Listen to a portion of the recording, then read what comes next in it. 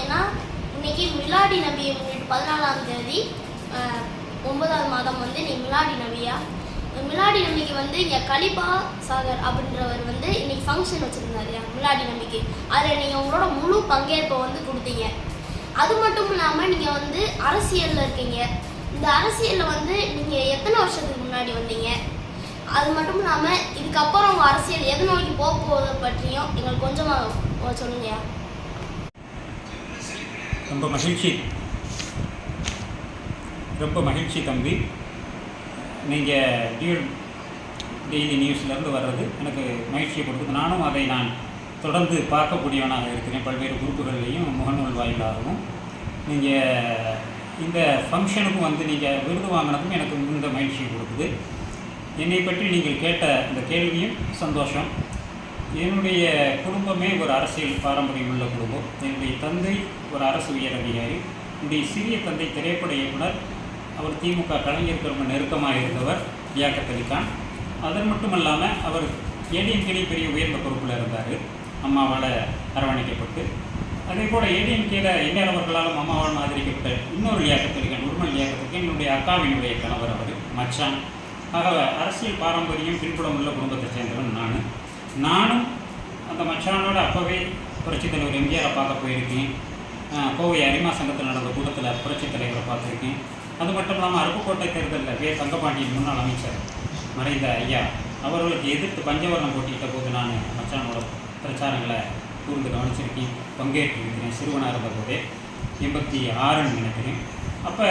அப்படியெல்லாம் நான் அரசியல் பாரம்பரியத்தில் வளர்ந்தேன். அண்ணன் ஜெயம் ஹாரூன் அவர்களுடைய ஐக்கிய ஜமாத்தில் முக்கிய பொறுப்பில் இருந்தேன். அது மட்டும் இல்லாமல் இன்றைக்கி அகிலேஷ் யாதவ் அவர்களையும் சந்தித்து இந்த கட்சியில் சமாஜ்வாதி கட்சியில் சேர்ந்து, அதற்கு பின்பு நிதிஷ்குமார் அவர்களோட அரசியல் பயணம், தேவகவுடாஜி அவர்களுடைய அரசியல் பயணம். அது மட்டும் இல்லாமல் இன்றைக்கி சோசியலிஸ்ட் பார்ட்டி ஆஃப் இந்தியாவுடைய தேசிய செயலாளராக இந்த அளவில் பதவிகள் வழங்கப்பட்டிருக்குது. ஒரு பெரிய அரசியல் பின்புலம் உள்ளவன் நான். திருமாவளவன் அவர்களோடும். அது மட்டும் இல்லாமல் மாஞ்சோலை தோட்ட போராட்டத்தின் போது, தொழிலாளர் போராட்டத்தின் போது, அந்த நிகழ்ந்த வன்முறையின் போது ஜெயம் ஹாரூன் அவர்களோடு அதில் பங்கெடுத்து, அந்த கிருஷ்ணசாமி அவர்களோடும், இப்படி எல்லோரோடும் நான் பின்னி பிணைத்த ஒரு அரசியல் பயணத்தை நான் நடத்தியிருக்கிறேன். நீண்ட அரசியல் பயணம். ஆனால் அதற்குரிய ஒரு உயர்வுகளையும் உயரத்தையும் அடைந்தன என்பது எனக்கு தெரியாது. ஆனால் மனம் நிம்மதியாக மக்கள் பணியை சம்பாதிப்பதோ அல்லது ஊழல் செய்வதோ அல்லது யாரையும் கால் பிடிப்பதோ இல்லாமல் சிறந்த புத்தகமாகவும் என்னுடைய அரசியல் பயணத்தை நான் நடத்தியிருக்கிறேன். எனக்கென்று ஒரு பின்னணி இருக்கிறது. என்னை அறிந்தவர்களுக்கு இந்த உண்மை தெரியும். இறைவனுக்கு பயந்து நான் என்னுடைய அரசியல் பயணத்தை நடத்தி கொண்டிருக்கிறேன் என்பதுதான் உண்மை. ஐயா, அப்போ வந்து நீங்கள் அரசியல் பயணத்தை சிறு வயது முதல்ல தொட்ட மாதிரி எங்களுக்கு தெரியுது. இந்த அரசியல் பயணத்தில் நீங்கள் கற்றுக்கிட்டது என்ன, மக்களுக்கு கற்றுக் கொடுக்க போகிறது என்ன, இனிமேல் அரசியலில் இப்படி போனால் வெற்றி அடையலைன்னா உங்களுக்கு பிறகு அரசியல்வாதிகளாக எம்எல்ஏ எம்பிலாம் ஆகிருக்கிறதுக்காக கேள்விப்பட்டிருக்கோம், ஆகிருக்கலாம், வாய்ப்பு இருக்குது. அது இறைவனோட நாட்டம் அவங்க போயிருக்கலாம். இப்போ நீங்கள் உங்களுடைய லெவல் எப்படி? இப்போ இந்த சமாஜ்வாதி கட்சியாக இருக்கட்டும், திரிணாமுல் காங்கிரஸ், இந்த தேசிய கட்சியில் இருந்தாலும் தமிழகத்தில் உங்களுடைய வளர்ச்சி எப்படி இருக்குங்க? நல்ல கேள்வி கேட்டீங்க அன்பிற்குரிய அண்ணனுக்கு. அதாவது நாம் திராவிட கட்சிகள் மற்றும் வாய்ப்புள்ள கட்சிகளில் நாம் பங்கெடுத்திருக்கலாம். அப்படி இல்லாமல் மனம் நிம்மதி தருகின்ற, மனத்துக்கு பிடித்தமான ஆத்மார்த்தமான ஒரு இயக்கத்தை தேடி சேர்றோம். அதில் நாம் பெருசாக பிரயோஜனமோ சம்பாத்தியமோ வேறு ஏதோ நோக்கமாக இருந்திருந்தால் நாம் அங்கே போயிருக்க மாட்டோம்.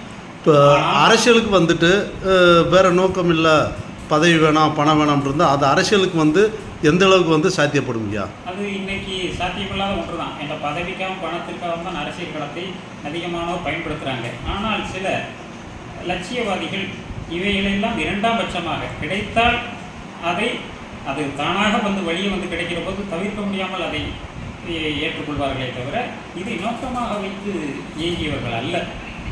பேரறிஞர் அண்ணா அவர்களாகட்டும், காமராஜர் ஐயா அவர்களாகட்டும், விபி சிங்காகட்டும், சந்திரசேகராகட்டும், லோகியாவாகட்டும், அப்துல் கலாம் அவர்களே பாருங்கள் எவ்வளவு எளிமையாக இருந்தாங்க.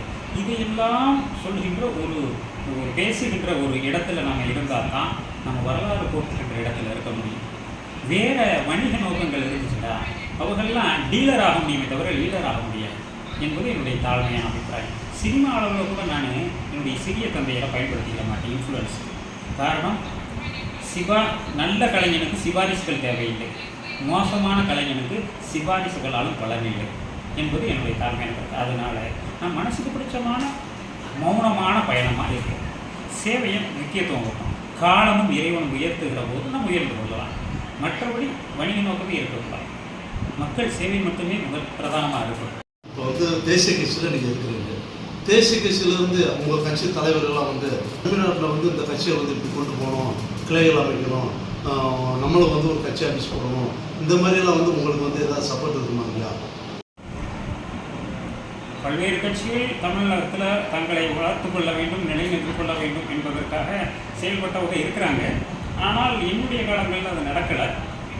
வேறு பெரிய ஒரு ஆதரவு அங்கேருந்து நமக்கு கிடைக்கல. நாங்கள் சொந்த செலவு பண்ணி தான் இந்த கட்சியினுடைய வளர்ச்சி குறித்து நாங்கள் சிந்திக்கவும் செயல்படவும் செய்துக்கிட்டு இருக்கிறோம்.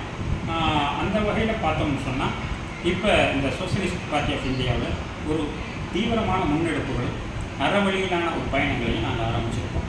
நிச்சயமாக இந்த வகையில் இந்தியா கூட்டணியில் ஒரு குறிப்பிடத்தக்க மாற்றங்களை ஏற்படுத்துவதற்காக எங்கள் கட்சி உழைக்கப் போகுது, உழைக்கப் போகுது. அந்த உழைப்புக்கேற்ற வகையில் தமிழகத்தில் தகுந்த களங்களை நாங்கள் தேர்வு செய்வதற்கும் அதை அமைத்துக் கொள்வதற்கும் வியூகங்களை வகுத்து கொண்டு இருக்கிறோம் என்பது உண்மை. ஐயா வந்து இவர் வந்து அதாவது வந்து தேனி மாவட்டத்தில் வச்சிட்டாலும் தமிழ்நாடு மட்டும் இல்லாமல் தமிழ்நாட்டில் இருக்க எல்லா மாவட்டமும் சரி, இந்தியா ஃபுல்லாக வந்து தன்னுடைய எவிடன்ஸ் பத்திரிகை மூலமாக வந்து செய்திகளையும் பொதுமக்களுக்கான விழிப்புணர்வையும் அதை யாரையும் பாதிக்காத வகையில் தன்னுடைய கோரிக்கையை வந்து அரசாங்கமே நிறைவேற்றும் வகையில் வந்து செய்தியை போட்டு பிரபலமாகிட்டு வர்றாரு. இவர் வந்து உங்கள் செய்தியை வந்து அதிகமாக போட்டுருக்காரு. இப்போ நீங்கள் வந்து உங்கள் செய்தி நீங்கள் வந்து தேசிய கட்சியில் இருந்தாலும் பொதுமக்களுக்கான அடுத்த கட்ட நடவடிக்கைக்கு ஏதாவது வந்து பொதுமக்களுக்கு என்னத்தை செய்யணும் அப்படின்ற மாதிரி வந்து ஏதாவது வந்து திட்டம் வச்சு அதில் போராட்டம் பண்ண, அதாவது போராட்டம்னா அரசை எதிர்த்து இல்லை, அரசுக்கு கோரிக்கையாக கொண்டு போகிற மாதிரி திட்டம் ஏதாவது வச்சுருக்கீங்களா ஐயா? என்னுடைய வளர்ச்சியின் மீது பல்வேறு அக்கறையும் ஆர்வம் உள்ள